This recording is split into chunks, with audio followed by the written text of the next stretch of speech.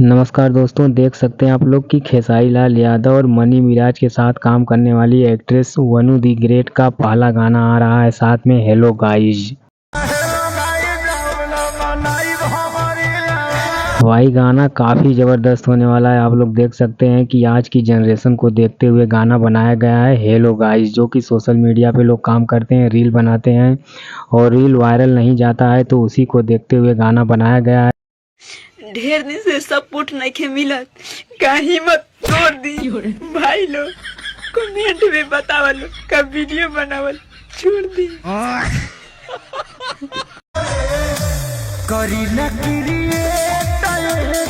तो देख सकते हैं आप लोग कि खेसारी लाल यादव वनु दी ग्रेट का जो गाना आ रहा है काफ़ी ज़बरदस्त होने वाला है हेलो गाइस।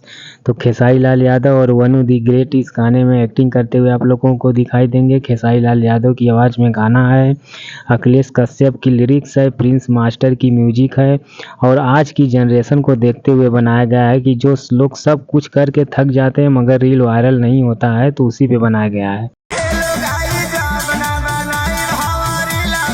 तो इस गाने में यही दिखाया गया है कि जो लोग अश्लील कंटेंट बनाते हैं, पेट दिखा के बनाते हैं, रील बनाते हैं, रील वायरल नहीं होती है तो उसी को देखते हुए सोशल मीडिया के आज के जनरेशन को देखते हुए इस गाने को बनाया गया है हेलो गाइस। तो गाना कल आप लोगों को खेसारी म्यूजिक वर्ल्ड पे देखने को मिलेगा।